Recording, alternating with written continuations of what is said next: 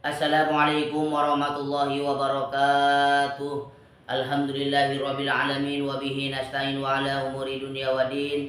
Assalatu wassalamu ala asrofil anbiya'i wal mursalin wa ala alihi wa sahbihi ajma'in, amma ba'du. Qala Allah ta'ala fi kitabihil karim wa huwa asdaqul qailin. A'udzu billahi minasyaitonir rajim. Bismillahirrahmanirrahim. Allazi yaraka hina taqumu wa taqallubaka fis sajidin. Allazi yaronaka hina taqumu wa taqallubaka fis sajidin. Al-ayat. Shadaqallahul azim wa shadaqa rasulul habibul karim wa nahnu ala zalika minasyahidin wa syakirin walhamdulillahi rabbil alamin. Alhamdulillah, pada kesempatan pagi yang cerah ini kita dapat berjumpa lagi di kajian Mu'alimin membahas tentang kitab Riyadhus Shalihin. Di mana kitab Riyadhus Shalihin kita hari ini akan membahas jilid kelima tentang muraqabah. Nah, kita dianjurkan muraqabah ya kawan-kawan. Apa sih itu muraqabah? Muraqabah itu merasa selalu diawasi oleh Allah Subhanahu wa taala. Kita mau makan diawasi oleh Allah Subhanahu wa taala. Kita mau tidur diawasi oleh Allah Subhanahu wa taala. Kita beribadah diawasi oleh Allah Subhanahu wa taala. Bahkan kita mau melakukan aktivitas apa aja, kita selalu diawasi oleh Allah Subhanahu wa taala. Jadi penting bahwa sikap muraqabah ini sikap yang selalu diawasi oleh Allah Subhanahu wa taala, yang merasa diri kita ini diawasi oleh Allah Subhanahu wa taala. Jadi ditekankan muraqabah itu kita harus waspada terhadap diri kita sendiri ya, sehingga kita terhindar dari kemaksiatan atau perbuatan-perbuatan yang dilarang oleh Allah Subhanahu wa taala. Setiap kita mau berbuat kebaikan, maka Allah akan memberikan balasan yang setimpal. Dan bahkan kita berbuat kejahatan, maka kejahatan itu pun akan datang kepada kita. Oleh karena itu teman-teman, kita harus penting dalam diri kita ini selalu muraqabah ya, merasa selalu diawasi oleh Allah Subhanahu wa taala. Yang melihat kamu ketika kamu berdiri untuk sholat. Jadi Allah Subhanahu wa taala maha melihat ya apa yang kita kerjakan. Kita mengerjakan kajian, mengerjakan sholat, itu diawasi oleh Allah Subhanahu wa taala. Dan melihat pula perubahan gerak badanmu di antara orang-orang yang sujud. Jadi ketika kita sholat itu Allah Subhanahu wa taala memperhatikan kita, apa yang kita kerjakan di alam dunia ini. Allah itu maha melihat, dan itu pun nanti ada balasannya dari Allah Subhanahu wa taala. Kemudian di ayat lain surat Al-Hadid ayat 4, wa huwa ma'akum ainama kuntum. Dia bersama kamu di mana saja kamu berada. Jadi Allah Subhanahu wa taala selalu berada dalam diri kita ya. Dimanapun kita berada, Allah Subhanahu wa taala selalu melihat kita. Bahkan malaikat pun mencatat amal perbuatan kita ya. Jadi kita harus berbuat kebaikan. Innallaha la yakhfa 'alaihi syai'un fil ardi wala fis samai. Sesungguhnya bagi Allah tidak ada satupun yang tersembunyi di bumi dan tidak pula di langit. Jadi nggak ada yang bisa ya. Jadi nggak ada yang tidak bisa diawasi oleh Allah Subhanahu wa taala. Di alam dunia ini kita mau kemanapun itu selalu diawasi oleh Allah Subhanahu wa taala. Kemudian inna rabbaka labil mirsad. Sesungguhnya Tuhanmu benar-benar mengawasi. Jadi Allah itu benar-benar mengawasi kita ya. Ya'lamu kha'inatal a'yuni wa ma tukhfis suduru. Dia mengetahui pandangan mata yang khianat. Tuh. Allah mengetahui pandangan mata yang khianat dan apa yang disembunyikan oleh hati. Semua manusia apa yang dikerjakan itu semuanya dilihat oleh Allah Subhanahu wa taala. Bahkan yang nggak bisa ditembus oleh pandangan manusia itu sedalam hati. Nah, semua manusia nggak bisa memprediksi hati manusia. Ada yang panjangnya segimana, dasar hatinya luasnya segimana, nggak ada yang tahu kecuali Allah Subhanahu wa taala. Bahkan apa yang kita sembunyikan dalam hati itu Allah Subhanahu wa taala mengetahui apa yang kita kerjakan atau apa yang ada di dalam hati kita. Kemudian ini ada hadisnya panjang ya teman-teman, hadis 160. Ini mengajarkan tentang bagaimana Rasulullah hendaknya engkau beriman kepada Allah. Kemudian malaikat-malaikat, kitab-kitab suci, para rasul, hari akhir dan takdir yang baik dan buruk. Ini hadis mengajarkan tentang iman, ihsan ya, Islam kepada kita ketika Rasulullah Shallallahu alaihi wasallam sedang duduk-duduk bersama para sahabat. Ini saya bacakan. A'udzubillahi minasyaitonirrajim. Bismillahirrahmanirrahim. An Umar bin Al-Khattab radhiyallahu anhu qala bainama nahnu julusun inda Rasulillah sallallahu alaihi wasallam zata yaumin itala alaina rajulun syadidun bayadi syabi syadidu sawadi sya'ri la yura alaihi asyarus safar wala ya'rifuhu minna ahadun hatta jalasa ilan nabiyyi sallallahu alaihi wasallam fa asnadaru bataihi ila rukbataihi wa wada'a kafaihi ala fakhizaihi wa qala ya Muhammad akhbirni anil Islam. Nah, ini ya. Ini hadisnya dari Ibnu Umar radhiyallahu anhu berkata, ketika kami duduk bersama Rasulullah Shallallahu alaihi wasallam, ini kata Umar, ketika kami sedang duduk bersama Rasulullah Shallallahu alaihi wasallam, tiba-tiba seseorang muncul. Ini ada orang muncul gujuk-gujuk nih. Tiba-tiba ada orang muncul ya, ada seseorang yang muncul. Kemudian dia mengenakan pakaian yang amat putih, rambutnya sangat hitam. Jadi pakaiannya sangat putih, rambutnya sangat hitam, pekat, dan tidak tampak pada dirinya bekas kepergian. Jadi nggak kelihatan orang ini bepergian jauh. Pokoknya bersih, dari pakaian sih bersih semuanya ya. Tapi rambutnya itu hitam.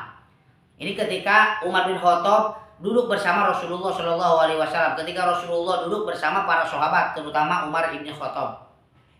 Kemudian dia duduk di hadapan Nabi Shallallahu alaihi wasallam. Dia menyentuhkan dua lututnya dengan dua lutut Nabi. Jadi begitu datang langsung menyentuhkan lututnya kepada lutut Rasulullah begini ya.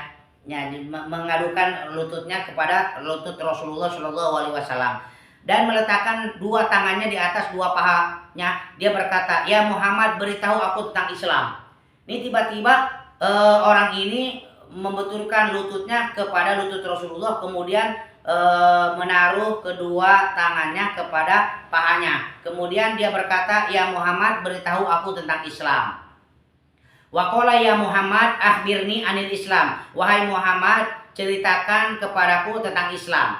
Kemudian faqala Rasulullah sallallahu alaihi wasallam, kemudian Rasulullah sallallahu alaihi wasallam menjawab, "Al-Islamu an tashhada an la ilaha illallah wa anna Muhammadar Rasulullah wa tuqimas sholata wa tu'tiyaz zakata wa tasuma ramadana wa tahujjal baita an istata'ta ilaihi sabila." Qala sodakta. Nah, ini ketika orang itu bertanya kepada Rasulullah Shallallahu alaihi wasallam, kemudian Rasulullah menjawab, "Islam adalah hendaknya engkau bersaksi tiada Tuhan selain Allah dan Nabi Muhammad adalah utusan Allah." Ya, apa sih itu Islam? Kata orang itu. Kemudian Rasulullah menjawab, Islam itu adalah bersaksi tidak ada Tuhan selain Allah dan Nabi Muhammad adalah utusan Allah Subhanahu wa taala. Jadi sebelum kita melangkah, yang pertama yang harus kita lakukan sebagai muslim adalah membaca syahadat. Makanya dalam sholat itu sehari semalam, sholat itu berapa kita kali membaca syahadat? 2, 4, kemudian 4. Membaca syahadat dalam sehari semalam ketika sholat berapa? Sholat zuhur membaca syahadat 2 kali.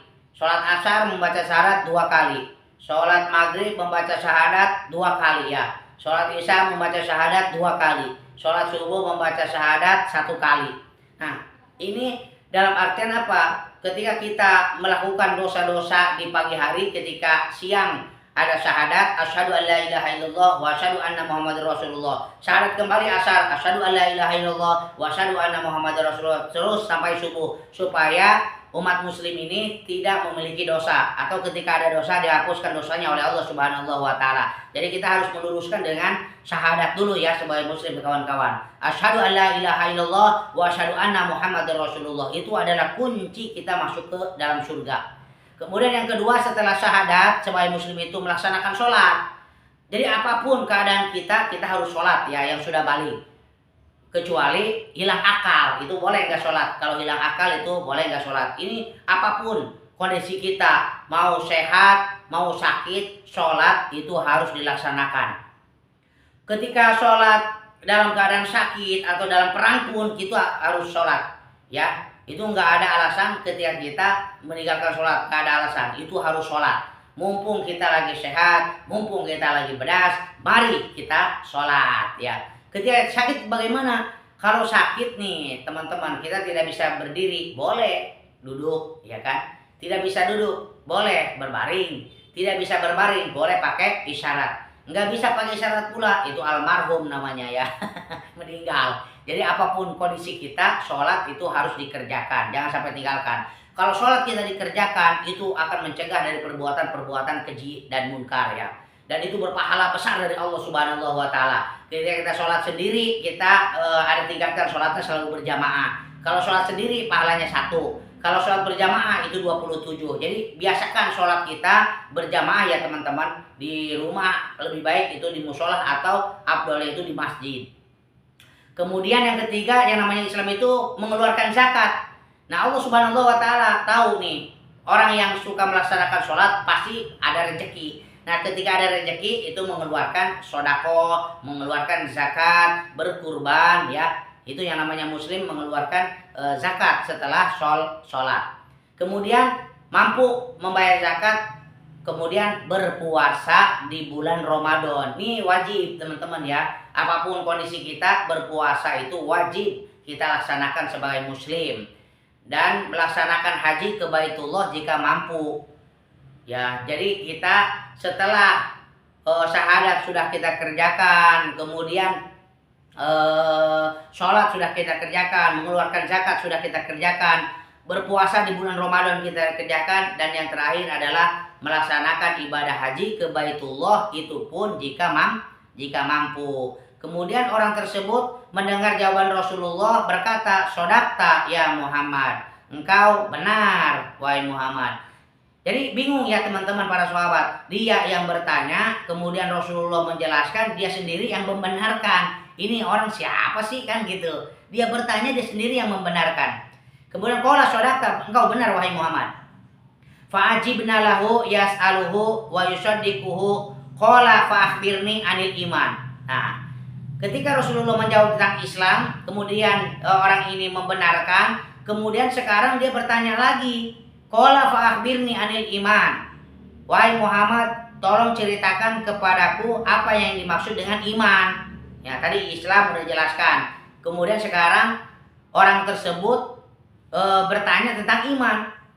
Kemudian Rasulullah SAW menjawab, qala, yang namanya iman itu adalah antu mina billahi wa malaikatihi wa kutubihi wa rusulihi wal yaumil akhiri wa tu'mina bil qadari khairihi wa syarrihi. Qala shodaqta.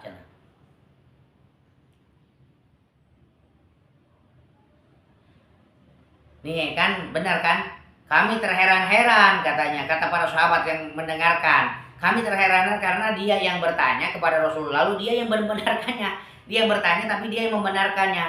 Dia berkata, beritahu aku tentang iman. Bahkan sekarang orang ini bertanya tentang iman. Kemudian Rasulullah SAW menjawab, yang namanya iman itu adalah hendaknya engkau beriman kepada Allah Subhanahu wa Ta'ala. Rukun iman ya. Rukun iman itu yang pertama adalah iman kepada Allah Subhanahu wa Ta'ala. Sebelum kita beriman ke yang lain, kita harus beriman kepada Allah Subhanahu wa Ta'ala. Yang kedua, beriman kepada malaikat-malaikat Allah. Jibril, Mikail, Israfil, Ijrail, Munkar wa Nakir, Raqib, Atid, Malik, Ridwan. Nah itu para malaikat-malaikat Allah yang wajib diketahui ada 10 ya.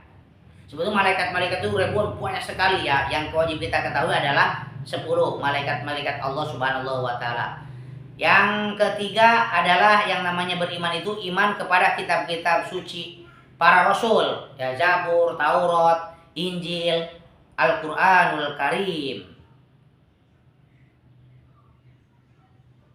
Zabur, Taurat, Injil, Al-Qur'anul Karim.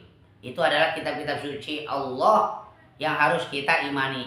Kemudian para rasul, rasul-rasul Allah Subhanahu wa Ta'ala yang kita harus ketahui. Kemudian hari akhir, beriman kepada hari akhir, beriman kepada hari kiamat, Kemudian yang keenam, beriman kepada takdir yang baik dan takdir yang buruk. Itu adalah iman, tentang iman. Kemudian orang tersebut berkata, engkau benar wahai Muhammad. Dia berkata, beritahu aku tentang ihsan. Kemudian beliau pun menjawab, tadi beriman sudah, tadi menjawab Islam sudah, menjawab iman sudah. Kemudian orang tersebut membenarkan juga. Kemudian yang ketiga, qala fa akhbirni anil ihsan. Nah, sekarang bertanya tentang ihsan. Apa yang dimaksud dengan ihsan? Qala antabudallaha ka'annaka tarahu fa illam takuna tarahu fa innahu yaraka. Qala fa akhbirni anis saati. Nah, jadi banyak nih pertanyaannya. Ya, sekarang bertanya tentang ihsan dan bertanya tentang hari kiamat. Apa yang dimaksud dengan ihsan? Rasulullah menjawab, hendaknya kamu beribadah kepada Allah seolah-olah kamu melihatnya. Jika kamu tidak melihatnya, maka sesungguhnya dia melihatmu. Ini khusyuk ya. Jadi kalau kita tidak bisa melihat Allah Subhanahu wa Ta'ala, maka seolah-olah Allah itu melihat kita. Jadi apapun yang kita kerjakan Allah itu melihat. Itu namanya ihsan. Kemudian dia berkata, beritahu aku tentang hari kiamat. Qala fa akhbirni anis saati. Wahai Muhammad, tolong ceritakan kepadaku tentang hari kiamat. Qala mal mas'ulu anha bi'alama minas sa'ili. Ya kan? Nah, ini begitu ditanya tentang hari kiamat, Rasulullah menjawab, orang yang ditanya tidak lebih mengerti daripada orang yang bertanya. Dia berkata, beritahu aku tentang tanda-tandanya. Beritahu aku tentang tanda-tandanya hari kiamat. Qala fa akhbirni an amaratiha. Berikan aku tanda-tanda tentang hari kiamat. Kemudian Rasulullah menjawab, qala antalidal amatu robataha wa antarul hufatul ura'atal ala tari'a asyai yatatawaluna fil bunyani sumang tolako falabistu malian summa qala ya Umar atadari manisa ilu. Qultu Allah wa rasuluhu a'lamu. Qala fa innahu Jibrilu atakum yu'allimukum dinakum. Nih. Dia berkata, beritahu aku tentang tanda-tandanya. Rasulullah pun menjawab, seorang budak wanita melahirkan tuannya. Kamu lihat orang-orang yang tidak beralas kaki, yang mengembala kambing berlomba-lomba dalam membangun. Kemudian laki-laki itu pergi. Aku terdiam beberapa saat. Setelah itu Rasulullah bertanya, hai Umar, tahukah kamu siapakah orang yang bertanya tadi? Aku menjawab, Allah dan Rasulnya lebih mengetahui. Rasulullah bersabda, dia adalah malaikat Jibril, dia datang untuk mengajarkan urusan agamamu. Hadis riwayat Muslim. Sebetulnya orang tersebut yang tadi bujuk-bujuk datang itu adalah malaikat Jibril yang tentang mengajarkan kepada kita semua hakikatnya ya.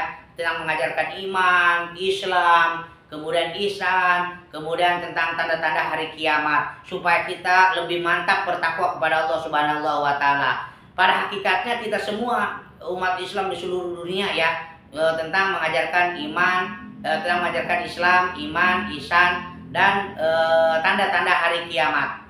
Memang di situ ada Umar bin Khattab dan beberapa para sahabat ya. Ada beberapa para sahabat, kemudian ada beberapa sahabat Rasulullah Shallallahu Alaihi Wasallam. Nah, sebetulnya bukan kepada para sahabat Umar dan lainnya, itu mengajarkan kepada kita semuanya tentang mengajarkan iman, Islam, tentang mengajarkan Islam, iman, kemudian ihsan, kemudian tanda-tanda hari kiamat. Dan ini hadisnya hadis riwayat Muslim. Apa sih pelajaran hadis yang dapat kita pelajari? Yang pertama, malaikat Jibril memanggil Rasulullah dengan namanya langsung. Padahal Allah Subhanahu wa Ta'ala berfirman, janganlah kamu jadikan panggilan Rasul di antara kamu seperti panggilan sebagian kamu kepada sebagian yang lain. Hal ini dimaksudkan agar penyamarannya tidak tersingkap, atau karena malaikat tidak termasuk yang diperintah dalam ayat tersebut.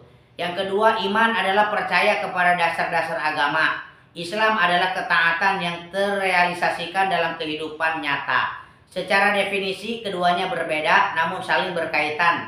Tanpa Islam, iman tidak diterima. Begitu juga sebaliknya. Syariat juga sering menggunakan kata Islam yang pengertiannya mencakup iman. Begitu juga sebaliknya. Yang ketiga, bagi yang mampu berbicara, mengucapkan 2 kalimat syahadat adalah syarat seseorang masuk Islam. Jadi syarat seseorang masuk Islam adalah mengucapkan 2 kalimat syahadat. Asyhadu alla ilaha illallah wa asyhadu anna Muhammadar Rasulullah. Dialog antara malaikat Jibril dengan Rasulullah adalah pelajaran penting tentang metode dialog dalam pendidikan. Jadi dialog antara malaikat Jibril dengan Rasulullah langsung adalah pelajaran penting tentang metode dialog dalam pendidikan. Malaikat Jibril mengajarkan kepada kita bagaimana bersikap di sebuah majelis taklim. Allah Subhanahu wa taala tidak memberitahukan kepada satu makhluk pun kapan terjadinya hari kiamat. Namun dia hanya memberitahu tanda-tanda kedatangannya. Di antara tanda-tanda itu telah disebutkan dalam hadis ini, juga disebutkan oleh nas-nas yang lain, seperti turunnya Isa, munculnya Dajjal, dan terbitnya matahari dari arah barat. Jadi siapapun di alam dunia ini, baik nabi ataupun rasul, itu tidak ada yang mengetahui kapan terjadinya hari kiamat. Hanya Allah yang tahu. Tapi tanda-tanda hari kiamatnya itu, yang pertama turunnya Nabi Isa, munculnya Dajjal, dan terbitnya matahari dari arah barat.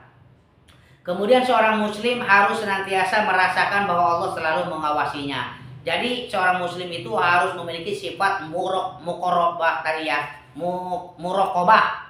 Jadi sebagai muslim kita harus memiliki sifat muraqabah tadi. Artinya selalu diawasi oleh Allah Subhanahu wa taala. Kalau kita sifat muraqabah ini telah masuk ke dalam relung hati kita, maka kita akan terjaga dari dosa-dosa, atau kita akan terjaga dari sifat-sifat yang dilarang oleh Allah Subhanahu wa taala.